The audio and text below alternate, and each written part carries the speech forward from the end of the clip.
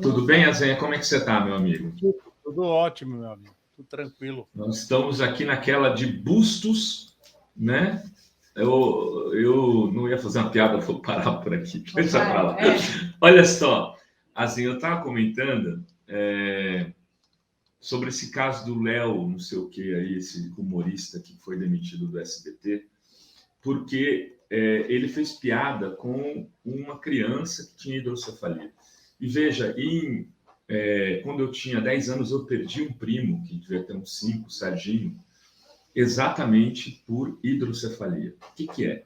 A cabeça vai crescendo por acúmulo de água no cérebro, ele vai pressionando a massa craniana ali, a criança vai ficando com a cabeça grande, você tem que operar e colocar válvula. Naquela época, as válvulas eram desse tamanho, era uma cirurgia altamente delicada. Fizeram a primeira, deu ruim, foram fazer a segunda, enfim, nós perdemos o Serginho. Né? O cara, isso é uma coisa terrível, uma doença extremamente dolorida para a criança e para a família. Né? Alguém se dá o direito, Azenha, de fazer piada com isso, e a quem defenda essa pessoa. E esse exercício de liberdade de expressão. Ontem estava lá o Monark defendendo isso e outros vagabundos. Né? Eu queria colocar isso para você, que é jornalista experiente, já viveu muitos desafios na vida, os limites disso. Né? Até onde a gente pode ir numa situação, ou jornalisticamente, ou mesmo com piada, enfim. Olha, Rovai, esse é um debate antigo. É um debate que foi travado há muitos anos já nos Estados Unidos sobre o limite do humor. E muita gente passou a desafiar justamente para ganhar. E agora, Rovai, nesse momento, você tem muita gente que faz esse discurso nem tanto por convicção, mas porque o escândalo, infelizmente, gera não só a polêmica, como traz muitos seguidores. Então, você tem isso sendo feito no humor, mas também no jornalismo de internet, nas lives de opinião, gente que procura criar escândalo. Os candidatos da política é um fenômeno do momento. Obviamente que é absurdo que isso aconteça. Óbvio que há limites ao humor e ao discurso. Os limites eles vão mudando, é a sociedade que dita isso. Você sabe que coisas que podiam ser ditas nos anos 60 hoje são absolutamente inaceitáveis, entendeu? Então a sociedade ela vai mudando, são regras estabelecidas não por lei, mas por um consenso social. E esses caras que vão defender esse tipo de discurso vão continuar, porque para eles, como o tal do Monark, né?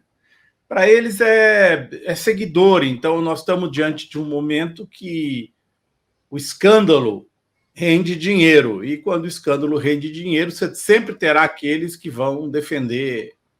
Né? Mas é absurdo esse tipo de piada e esse tipo de humor que no Brasil fez muito sucesso. Mas isso aí, eles são todos não inventaram nada, Rovai. O importante é isso. Eles copiam o que viram sendo feito nos Estados Unidos.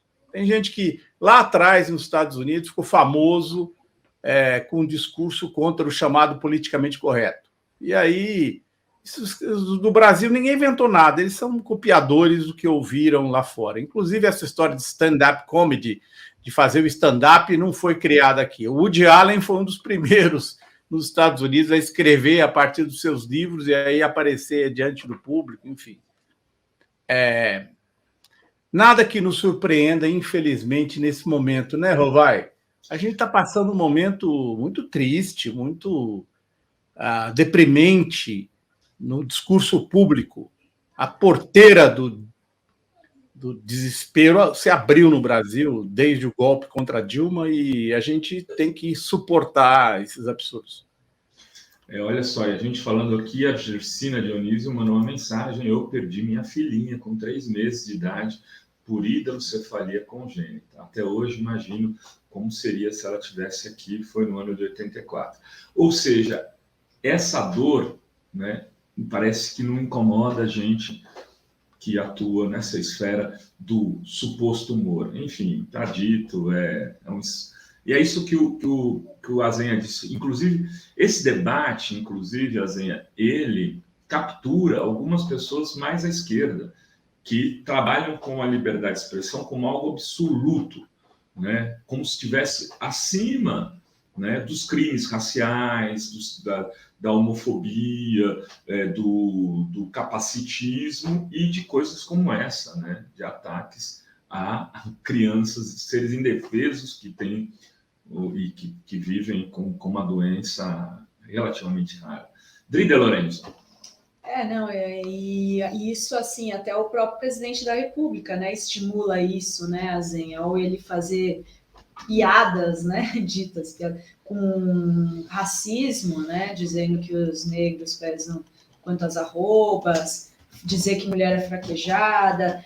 Você acha como o Bolsonaro pode perder, mas como a gente vai depois combater essa mentalidade aí desses bolsonarismo que faz com que as pessoas se sintam à vontade para fazer esse tipo de fala? Eu acho que, se eventualmente o Lula e o Alckmin se elegerem, uma das primeiras tarefas que os dois terão, ambos terão, é resgatar um discurso público. Eu não quero falar decente, que parece moralista, mas é resgatar o discurso institucional, aquele que é feito nas solenidades, etc. e tal, com um modo. Arruma uma palavra que não é decente, que decente parece muito moralista. Civilizatório. Civilizatório. Obrigado, Dri. Que haja um discurso que seja retomado no Brasil, um discurso civilizatório. No pódio da presidência da República. Existe todo se vocês se lembram, a gente está esquecido disso já, mas existe um modo de se comportar institucional. Isso não quer dizer de uma pessoa ou de outra, do Lula, ou do Sarney, ou do Fernando Henrique, mas você pode ver que entre o Sarney, o Fernando Henrique e o Lula, eu acompanhei os 3 na viagem, mesmo do Collor. Eu acompanhei a viagem desses 4 presidentes.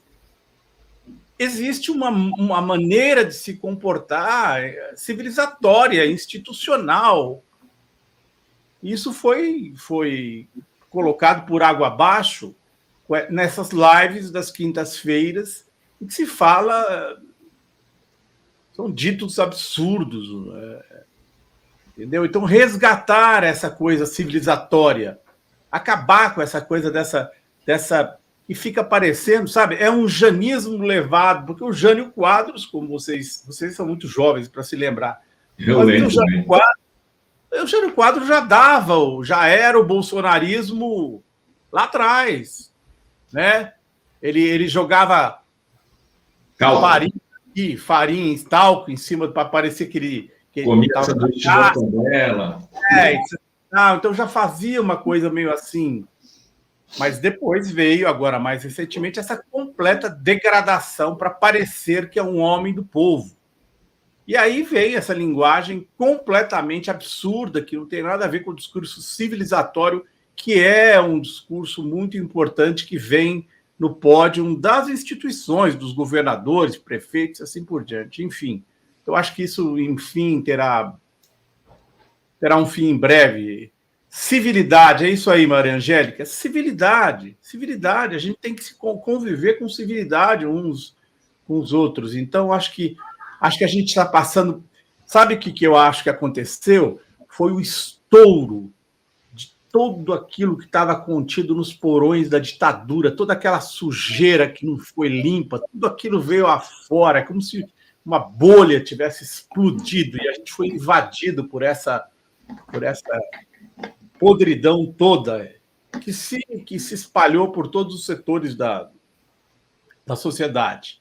Eu acho que isso vai ter, nós vamos fazer isso vai haver um refluxo em relação a isso, porque as pessoas vão se cansar disso e vão ficar super satisfeitas por como ficaram nos Estados Unidos, não tanto pelo Biden em si, mas pelo discurso do Biden em relação a como era o Trump. Eu acho que a gente vai ter a oportunidade de viver isso, e vai ser com um grande alívio que nós vamos viver isso. O Azenha, você deve ter acompanhado aí o 2 de julho na Bahia, né? Quando os candidatos todos foram para lá. Quando eu digo todos, os 4 aí que aparecem na mídia, mas o Bolsonaro, o Lula, Ciro e Tebet, e o Lula teve a manifestação mais forte, disparado, né? Entre todos. Agora, ontem, no Rio de Janeiro, o Rodrigo Neves promove um ato na BI de apoiadores dele, mas evidentemente que tem dedo da campanha ali do Rodrigo, e Rodrigo com Lula, um movimento que é assim de abandono ao Ciro Gomes na candidatura principal, que eu diria, junto com Everton no Maranhão, é a candidatura principal do Ciro, né, do PDT. Você acha que esse abandono do Ciro agora é uma questão de tempo e muitos vão acabar apoiando Lula e Alckmin no primeiro turno?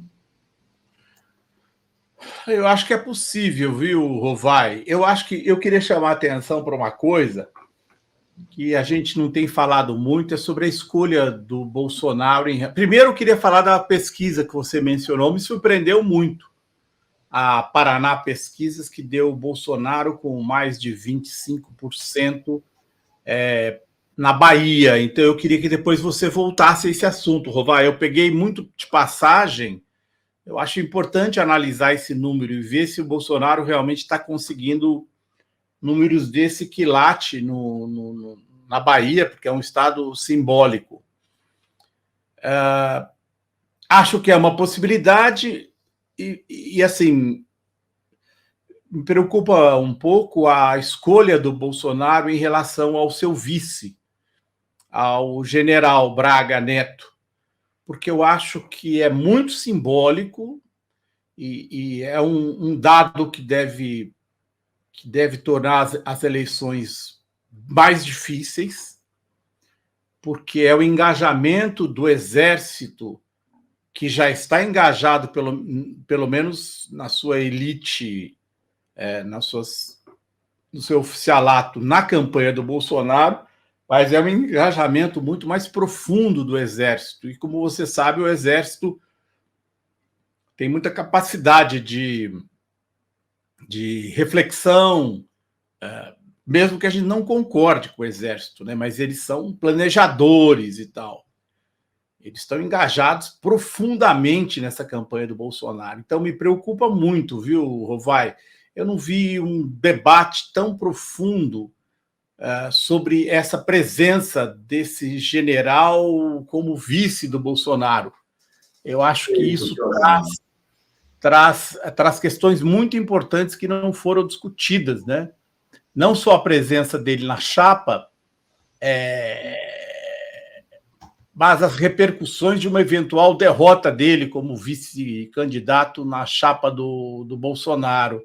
E também um fortalecimento, eu imagino, do Bolsonaro junto a todos, não só as Forças Armadas, a todas as forças de segurança. Então, me preocupa bastante, viu? Não, a gente tem feito esse debate aqui, inclusive ontem mesmo, e eu tenho colocado essa questão a partir desse ponto. Se a escolha do Braga Neto já não sinaliza que o Bolsonaro está pensando mais em criar confusão no processo eleitoral do que ganhar a própria eleição, né? Porque o Braga Neto foi um interventor no Rio de Janeiro, o Braga Neto é o ministro da Defesa, o Braga Neto tem ocupado um lugar de destaque para criticar as urnas eletrônicas e tal, e o Braga Neto pode ajudar a criar confusão, ele pode ser um agente... Eu acho que não só isso, viu? Eu acho que, assim, proteção para o Bolsonaro numa eventual derrota, por um lado, criar confusão e, eleitoralmente, engajar as Forças Armadas de uma forma muito mais institucional em sua campanha. Você se lembra, e inclusive uma sugestão fica para vocês, essa semana o nosso amigo Ivan Seixas vai lançar um livro, que é uma análise do livro Geopolítica do Brasil, do Golbery e do Couto e Silva. O Golbery e a Escola Superior de Guerra foram os grandes formuladores do golpe de 64 e da política que se seguiu. Depois disso, Rovai, essa turma que está com o Bolsonaro hoje é a turma que perdeu para o João Figueiredo na abertura. São caras que se irritaram muito, que ficaram furiosos, na verdade, com a Comissão da Verdade, são caras que hoje batalham contra a Constituição de 1988. Então, com a presença do Braga Neto de vice, você pode antever o que viria num eventual segundo mandato do Bolsonaro. O que eles querem fazer do Brasil. E aí você entende muito melhor que o Bolsonaro é a continuação da ditadura, frustrada quando houve a abertura e as eleições de 89, primeiro a escolha do Tancredo com Sarney, depois as eleições de 89, a retomada daquele mesmo modelo, um modelo entreguista, né? O livro do Ivan Seixas destaca muito isso, um modelo que esse modelo vai significar para o futuro do Brasil? Sim, a entrega da Petrobras, provavelmente a privatização do SUS, a entrega da Eletrobras, a colocação do Brasil como uma colônia dos Estados Unidos, como pregava o Golbery lá atrás. Agora, já não mais, Rovai, numa guerra fria com a extinta União Soviética, com a Rússia, mas numa guerra fria do Brasil com a China.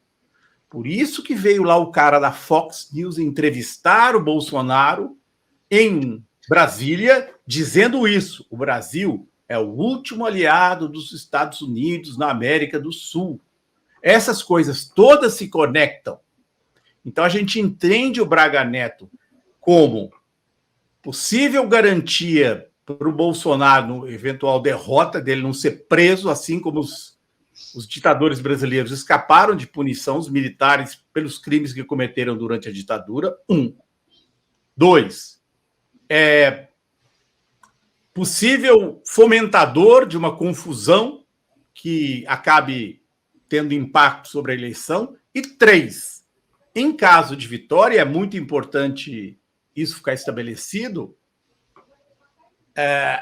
a retomada desse projeto, quer dizer, o aprofundamento de um projeto muito mais guiado pelos militares. Ninguém me engana, que para mim o Bolsonaro é uma figura de fachada para essa turma que usou o Bolsonaro para retomar o seu projeto de Brasil da ditadura militar. Então, acho que o Braga Neto é um caso a ser muito estudado e me preocupa porque eu presumo, então, com a presença dele, que a capacidade eleitoral do Bolsonaro será turbinada, não abertamente, clandestinamente, por todo o aparato militar que a mídia diz que está distante ou apenas observando. Não acho, não. Acho que por isso que eu não sei se é tão importante assim, e essa turma que pode abandonar o Ciro. Talvez a presença do Braga Neto seja mais importante do que um eventual abandono. É que esse abandono do Ciro pode decidir a eleição no primeiro turno, né, Zé? Porque quando você não tem outro candidato, sei lá, a não sei que a Tebet cresça. Você acredita que a Tebet pode crescer? Não, acho que não. Acho que está decidido, é Lula e Bolsonaro. Eu tenho muito medo do voto escondido, do voto envergonhado. Acho que esse voto envergonhado de última hora, a tendência dele é ser do Bolsonaro, porque o discurso público da Globo, etc. e tal, e o bolsonarista já está se sentindo acuado para defender o Bolsonaro publicamente. o discurso público é contra ele, é corrupção, é isso, é aquilo outro, então eu voto envergonhado, eu acho que pode beneficiá-lo, a presença mais aprofundada dos militares pode beneficiá-lo, então vai ser pau a pau. Eu continuo muito em dúvida se o discurso de vitória em primeiro turno o ideal seria, mas eu tenho minhas dúvidas ainda. Agora, você acha, então, que eles não vão aceitar o resultado das urnas? Depende. Eu acho que a tendência é que se repita o que aconteceu nos Estados Unidos, né? Que haja um questionamento, a judicialização do resultado. Para evitar isso, o Rovai, aí é que mora a vitória no primeiro turno seria essencial justamente para evitar isso. Você entende? Isso por isso que ela se torna mais importante. Porque se você for para um segundo turno, a possibilidade de questionamento jurídico e aí arrastar gente para a rua, você sabe, né? Ela é muito grande. Então, uma vitória... Uma disputa fratricida, né, Zenha? O segundo turno vai ser uma coisa assim de briga na rua, isso que eu imagino. Uma vitória no primeiro turno seria essencial. O ideal seria o Ciro sair em cima da hora e declarar apoio ao Lula. Mas nunca sabe o que pode acontecer. Tem superchats aqui, vou dar uma lida aqui na galera. O Anto J diz: que honra ter o Azenha aqui. Os primeiros blogs que comecei a ler ainda em 18 anos, em 2010, com 18 anos em 2010, foram o Viu Mundo e o Conversa Afiada. Muito obrigada sempre. É isso aí, Anto J. Uma honra aqui, né, teu Azenha. E Avel Alencar: comportar-se com decoro, dignidade, falar como estadista, civilizado, não como um abestado que pensa que o povo é abestalhado. Decoro é a palavra na qual eu tinha pensado. Obrigado. Que é o que o Bolsonaro não tem, né? E assim, tem mais superchat aqui do Harley Versiani. Bom dia, não consigo entender como Dilma e Requião, em 2018, na última semana, meu receio com Lula. Perderam a eleição. Perderam a eleição, exatamente. A Dilma ficou em quarto, né? E o Suplicy, né? O que aconteceu em 2018? Como prevenir? Eu acho que tem uma diferença, né, de 2018 para agora, mas vocês acham que corremos o risco de ter surpresas desse tipo? Tinha um antipetismo muito forte, né, naquele momento. Esses estados são estados do sul-sudeste, e aí teve uma coisa: as fake news na última semana nesses lugares foram uma coisa assustadora em relação a esses candidatos. Isso pode acontecer de novo, né, Zé? Mas também, ao mesmo tempo, o raio às vezes não cai no mesmo lugar duas vezes, né? Assim, as pessoas devem ter aprendido um pouco nesse processo. Ô, Rovai, deixa eu lhe fazer uma pergunta agora, como perguntador. Você acha que a campanha do Lula e do Alckmin, você que acompanha mais de perto, ela está sendo suficientemente agressiva quando fala dos preços da energia, tanto a elétrica quanto dos combustíveis, ou não? Você acha que isso pode ser um fator importante, decisivo? Ou você acha que isso só vai se dar no debate, se houver debate na campanha de TV quando ela começar? Eu acho que a inflação é o grande dado dessa campanha, Zenha. Tanto que o que está viralizando na rede são essas ações de Bolsonaro, de pregar o preço do leite a 10, de colocar adesivinho nas prateleiras do supermercado. Falava hoje com um amigo, inclusive, aqui, que está numa campanha, ele falou: bom, acho que a questão é o desemprego. Eu falei: não, a questão é a inflação. E aonde as candidaturas, mesmo proporcionais, vão ter que atacar. A questão da energia e do petróleo é um debate que precisa ser feito de forma mais ampla, né, Zé? Tem a ver com soberania, inclusive, né? Preço e soberania. É difícil de... Uma coisa impacta na outra, né? Energia é inflação, né? Exatamente, é geradora de inflação. tem que explicar toda a cadeia para as pessoas. É soberania, né, cara? É preço e é aumento de outros preços, né? Se você aumenta o preço do petróleo, da gasolina, do diesel, você vai aumentar o preço do feijão, do leite condensado do Bolsonaro, de tudo. Cara, o leite a R$10, Azenha, não, isso é uma loucura, cara. Na vida das pessoas, acho que isso diz muito. Eu concordo contigo, sim. Acho que inflação é chave, né? O bolso costuma falar mais alto nos processos eleitorais, né, Azenha? Você sabe disso, você cobriu, acho que a eleição do Clinton lá nos Estados Unidos, quando o cara que era o grande... O Bush, veja bem, o Bush ganhou uma guerra e ele era tido como um fracote, né? Eles diziam que o Bush era wimp, que ele precisava acabar com esse fator, porque ele não era. O Bush, ele era herdeiro do Reagan, mas não era galã, ele tinha sido diretor da CIA, mas ele não tinha... E aí ele ganhou a Guerra do Golfo, achou que com isso ele iria se reeleger e ele foi o presidente de um mandato só, justamente porque o James Carville, que era o assessor do Clinton, falou a economia, escreveu lá, né? A economia estúpido. Que virou e acabou, e foi o mote que levou o Clinton à Casa Branca para 2 mandatos, sem dúvida nenhuma. E eu acho, assim, em todos os processos eleitorais que eu acompanhei, isso acabou sendo um fator decisivo, um fator chave, né?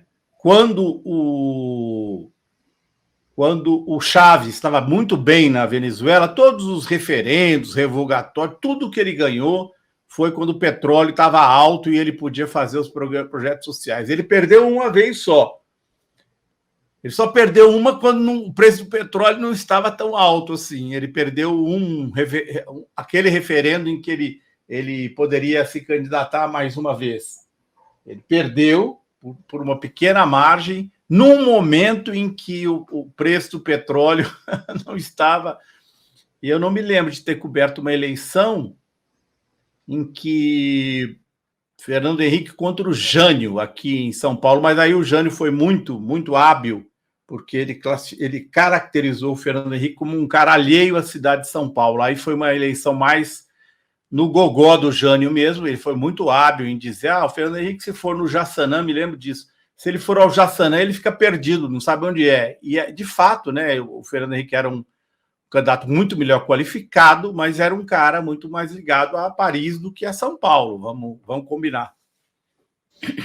Olha que notícia quentinha, que o Cacai acaba de me mandar, parece que foi cancelada as sessões dos dias 21 e 22 de junho, onde foi votada a cassação do vereador Renato Freitas em Curitiba. Né? Preciso a redação checar direitinho, eu li aqui de maneira transversal. Portanto, segue a defesa acreditando que, ao final, o vereador terá de volta seu mandato e tal. Enfim, é um imbróglio, né? É um imbróglio que tem acontecido em vários lugares. Se você tem mandatos indesejáveis para o sistema, para o establishment político, né, Zé? Os outros vereadores, eles se unem e te caçam. Quer dizer, e aí quanto mais incomoda, inclusive do ponto de vista da raça, se é negro, se é trans, se é gay, se é mulher, é pior, né? Esse é um massacre contra a pluralidade e a diversidade nos parlamentos. Esses caras da dinastia, da meritocracia hereditária, né, que recebem mandatos porque o pai foi, porque o tio foi, porque o avô foi, tal, esses caras acabam impedindo mandatos populares com essas origens, né, Zen? O Renato, sim, eu não sei se é o caso dele também.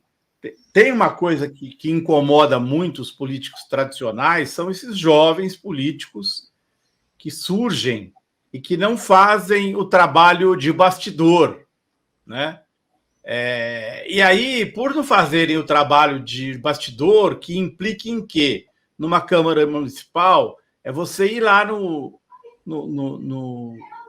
gabinete do cara que é o mais velho, beijar a mão dele, etc. e tal. Muitos desses jovens políticos não querem fazer esse tipo de beijamão e se lançam e recebem muito apoio popular e fazem um trabalho relacionado apenas ou principalmente aos seus eleitores, de maneira que quando eles enfrentam alguma situação interna, eles acabam ficando sujeitos a que o seu tapete seja puxado, né? Então, eu não conheço especificamente qual era a relação do vereador com a Câmara Municipal de Curitiba, mas é um fenômeno que a gente tem vivido. Jovens políticos formados nas redes sociais, ou não só formados, mas que obtêm apoio através de seu discurso nas redes sociais, que depois se pegam trombando com o establishment político, porque não fazem todo aquele... não seguem aquele padrão da política antiga.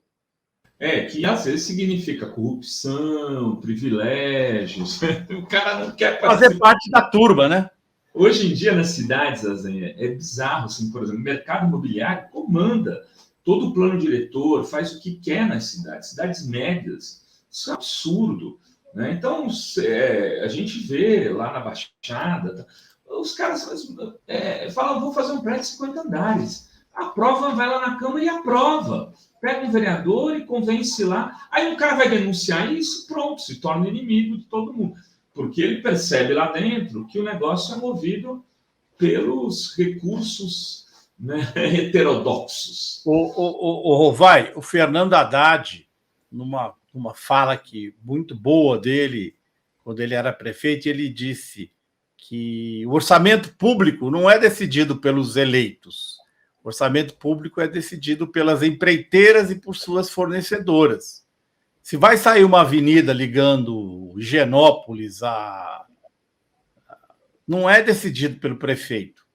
É decidido por quem tem interesse econômico naquela construção. Então, todo o orçamento público brasileiro hoje, ele é muito irracional, porque ele não é decidido em função do interesse público, mas sim do interesse particular de um cara que quer fazer aquela avenida, porque ali ele vai fazer tantos prédios, do outro que tem um equipamento importante, uma turbina que ele quer fazer uma usina em tal lugar.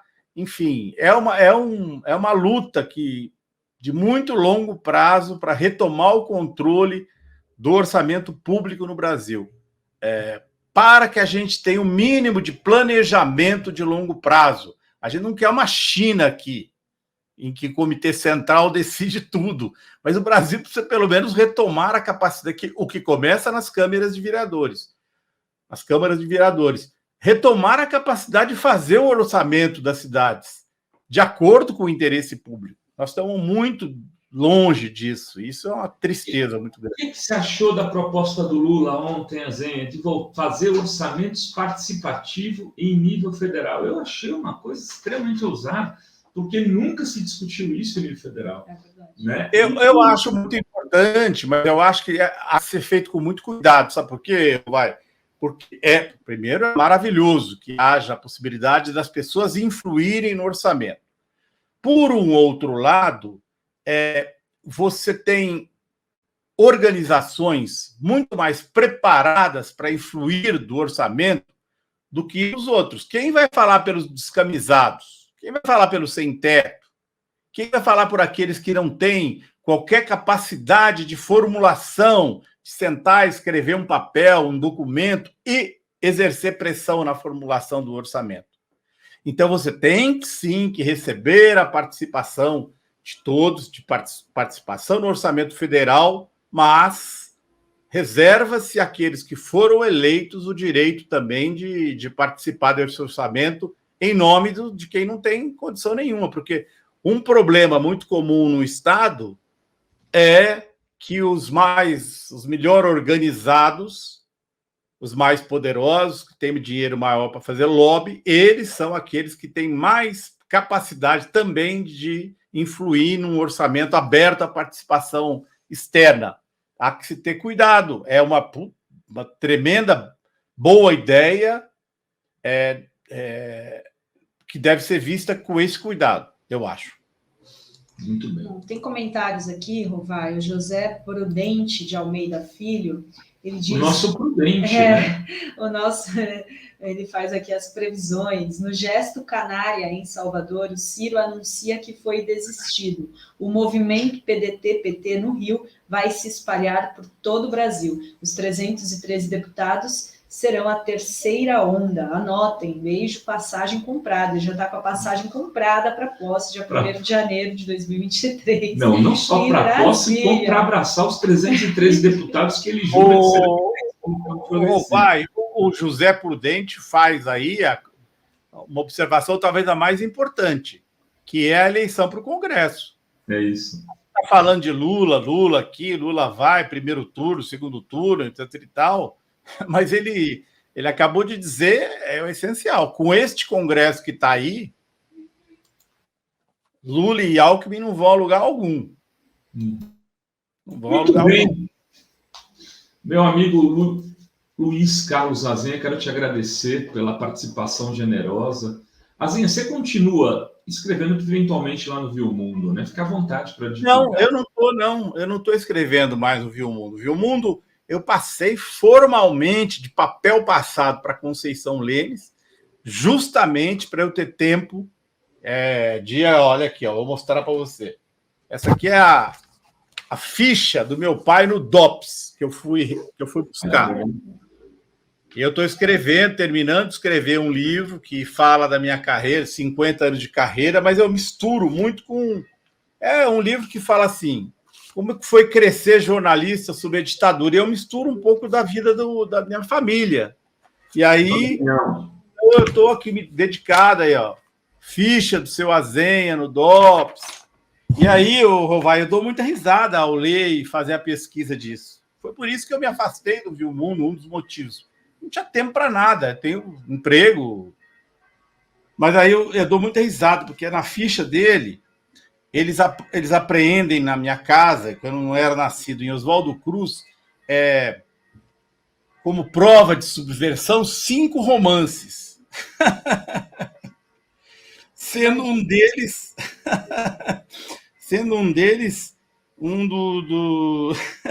A Mãe. E é muito engraçado, porque, assim, 5 romances apreendidos como prova de subversão. Livro. O vermelho, tinha vermelho no nome, né? O cara falou, bom, isso é coisa de comunista. Legal, Azenha, muito obrigado. Já estamos aqui com o deputado estadual André Siciliano, do Rio de Janeiro, candidato a senador. Azenha, volte sempre, viu? Um grande abraço. Boa terça, boa semana. Boa semana. Igualmente para você. Tchau.